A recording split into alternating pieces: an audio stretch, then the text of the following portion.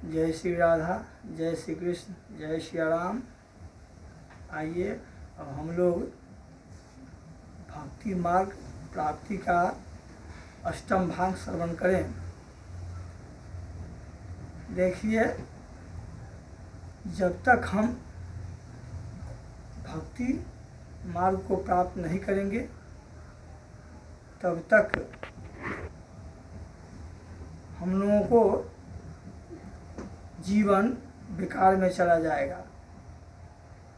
और कैसे भक्ति प्राप्ति करने का मार्ग के बारे में तुलसीदास जी बताते हैं। क्या बताते हैं? सकल कामनाहीन जे, सकल कामनाहीन जे राम भगति रस लीन, तिनके हृदय पीयूष मन, जिन्हीं किए मन मीन। कहते हैं सकल कामनाहीन ये राम भगति रसलीन। सकल कामनाओं को हम अनेक तरह के कामना पाल रखे हैं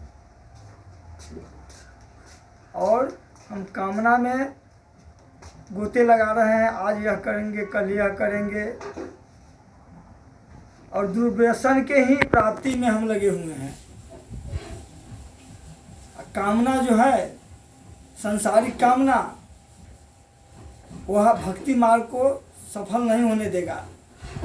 तुलसी बाबा कहते ही हैं, सकल कामनाहीन जे राम भगति रसलीन, जिनके हृदय पीयूष मन। जिनका हृदय जो भगवान नाम का पी रहा है, कैसे? जिनके हृदय पीयूष मन, जिन्हीं किए मन मीन। मीन मछली को कहते हैं। जिस तरह से मछली जल के बिना कुछ देर के लिए भी नहीं टिक सकती है, उसी तरह भगवान के भक्ति प्राप्ति के लिए मन को उसी तरह बनाना होगा जिस तरह से मछली जल के बिना व्याकुल होकर के तड़प कर मर जाती है। उसी तरह हमको जब तक तर्पण नहीं होगा भगवान का मिलन के लिए, भगवान से संबंध जोड़ने के लिए, भगवान के भजन के लिए, तब तक भगवान से नहीं जुड़ सकते हैं और भक्ति प्राप्त नहीं कर सकते हैं। अगर भक्ति प्राप्त करना है तो तुलसी जी की वाणी को हम स्वीकार कर और भगवान का भजन करें। भजन के बिना भक्ति प्राप्त नहीं होगा। भक्ति के बिना हमको सद्गति प्राप्त नहीं हो सकता है। यह ध्रुव सत्य है। इस सत्यता को स्वीकार करें,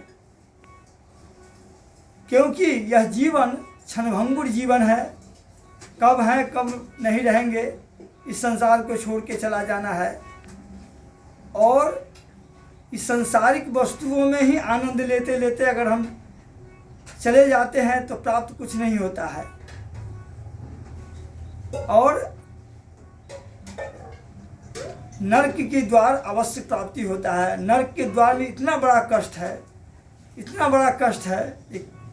अब गरुड़ पुराण में बताया गया है कि जिस लड़के के लिए, जिस परिवार के लिए आप धन संग्रह कर रहे हैं लेकिन उसी में समय गंवा रहे हैं और छल कपट में समय को गंवा देते हैं, लेकिन नरक का जब यातना पड़ता है तो बेचैन हो जाते, उस समय पुकारते हैं।